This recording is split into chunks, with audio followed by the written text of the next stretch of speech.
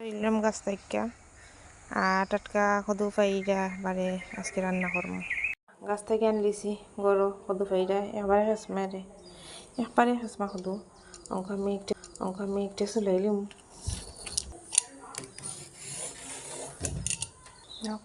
কদু চুলাইলিছি আস্তা কদু এবেলা হাঁটিলিম কদু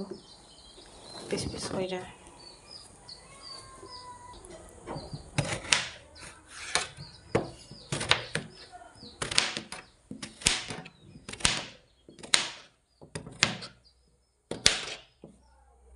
খাট হয়ে গেছে আমার কদু এগুলো রান্না করা খাটতে রাখছি যে একটা রান্না দেখাইলাম আপনারা সকলে গরু মাংস দিয়া সাথে পেঁয়াজ খাটতে রাখছি আছে আদা রসুন বাটা তেজপাতা ডালচিনি সঙ্গে থাকবা কদু রান্নাটা দেখবা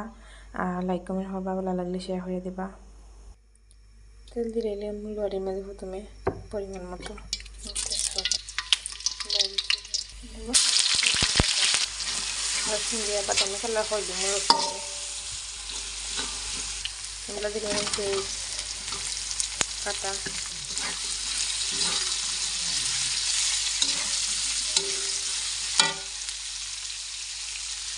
তেলের মতো লবণ আমরা দিলাম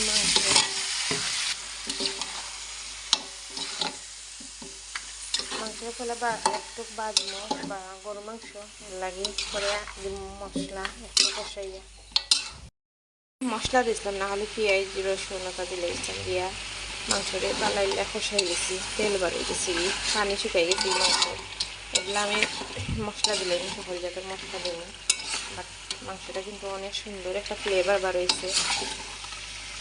অনেক সুন্দর একটা ফ্লেভার বাড়িয়েছে খাওয়ার মতো না আর কষানি কিন্তু সেই হয়েছে এগুলো মশলা দিলাম এটা দিলাম আমি হলুদ গুঁড়া মরিচ গুঁড়া দিলাম বাখরের গুঁড়া পাঁচফোড়ন এগুলো দিলাম জিরা গুঁড়া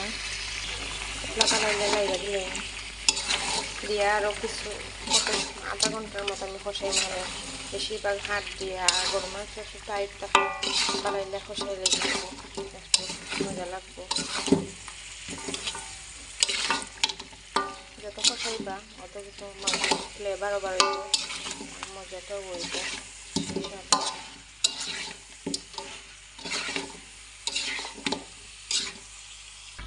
হালকা একটু জল দিচ্ছি মজা করে দিব এগুলা রাইকা দিলে গেছে গিয়ে আমার মাংস কষা